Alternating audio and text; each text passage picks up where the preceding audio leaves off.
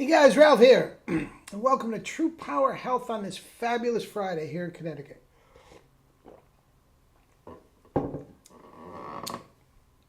Life's good, man. Life's good.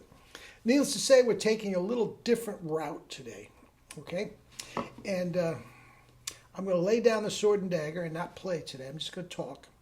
And it's a different genre, as you can already see. And it's going to take some setting up to get to that point. But all of you trumpet players, guys, bear with me. This is a direct comparison and result of the compression that we're talking about. Okay? Now, oh God, where can I start? This is going to take some building up. But we are talking about Lily Arce, who owns Las Vegas. She's one of the most tremendous talents. And this clip that I'm going to show you, guys, I was in the audience for that live show. I'm the one leading the screaming at the fermata at the end. I mean, it's just brilliant the way she uses the timbres and all this sort of stuff, all through compression. Okay, now I'm going to zip through how I morphed into this teacher that you have now. Now, what happened was, I was a jock when I was in high school. Quarterback of the football team, blah, blah, blah, blah, blah. All right?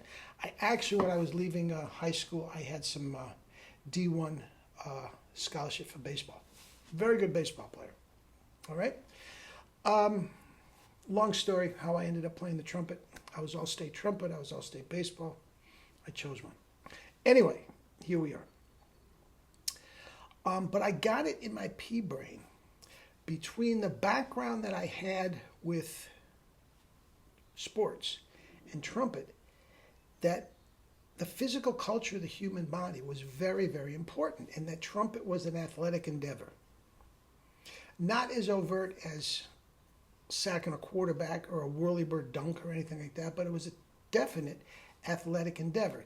Thus, the name of my company, Trumpet Fitness. All right? Now, through working with Jerry, I realized, and we just focused on the physical. The music, the transposition and the excerpts and the music I was getting from Vacchiano, the best in the world.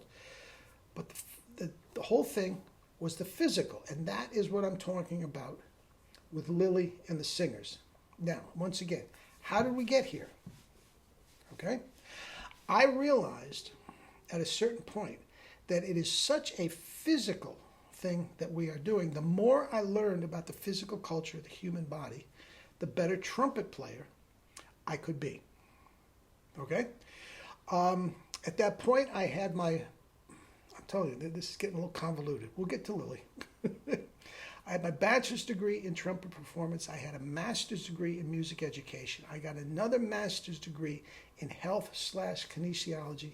And ultimately, my doctoral and postdoctoral work is all in nutrition. I am now, among other things, certified by Cornell University in nutrition. And my doctoral thesis was called True Power, the Natural Athlete Pitching. And I developed a foolproof protocol that I just got back from working out myself, where anybody can throw at alarming velocity and never hurt their arm. Through proprioceptive neuromuscular facilitation, hyperradiation, we are taking all the stress off the tender muscles of the shoulder and whatnot and putting it on the rest of the body, so we are not hurting their arm. Okay? It's as simple as that. And does that transfer over for trumpet? You bet. Now, also, with Jerry, we found that it also works for all brass instruments. Also, Jerry found through his work with the flute virtuoso, Keith Underwood, it works for woodwinds. So now we got all the brass, we got all the woodwinds, we got pitchers, okay? And we have all athletes. Now, I told you many times, guys, I think the greatest athlete that ever lived, and potentially the greatest trumpet player that could ever live, was Bruce Lee. And I am not trying to be smug and joke. I truly believe his control, for lack of a better word, of compression was off the charts. And to hear him talk about it is like a doctoral thesis in I don't even know what.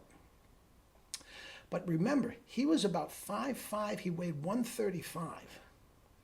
I think only Lily weighed less than that. I mean, that's a pittance, 135. And he could throw Arnold Schwarzenegger across the room without even breaking a sweat. Why? Compression. You see where I'm going with this? Now, we talk about the 1SB mouthpiece and how we use compression and how we use kettlebell to create the compression and all that sort of stuff. But all of a sudden, I have morphed into working with singers. And I am getting singers on kettlebells, and they are getting results that you wouldn't believe. Singers are so much easier than trumpet players. Man, it's just no mouthpiece, no relaxed corners, no tongue position. Just get the compression in your body. Their body is absolutely the instrument. There's no trumpet to get in the way. It's so much easier to work with singers. I have some tremendous singers. Most of the top pros are in Europe. And they are chamber music singers, believe it or not. Who got ridiculous results in no time at all. Okay, that brings us to Lily Arce. And you saw the thumbnail. She compresses like Gozzo. Guys, some people just come to this easier. Wayne Bergeron could play double C's before he could play low C's. Maynard, Maurice, they just had it. We, me and the rest of us, we have to figure out how to get it for ourselves. Lily, who I barely know, I know Dave quite well. It's Perico's wife, all right? Guys, she's got it naturally. I can almost guarantee you she's not doing kettlebells, okay? She's got it naturally. But I want you to listen to this performance that I was at that performance, okay? Never Enough from The Entertainer. It's a brilliant ballad. And once again, listen to the arrangement. It's Dave's arrangement. But she starts off, guys. She sounds like Lena Horne in Stormy Weather. She sounds like Lena Horne in One for the Road. I'm not going to call it a smoky sound in the lower registers because it is still so centered. But it's this beautiful, round, soft, caressing the baby sound. Just beautiful. If she didn't change anything, she'd still be a virtuoso if she just stayed there. But as you see, and the clip down below, she's very, very playful with the melody up to that point. It's very sweet and melodic, but it changes timbre.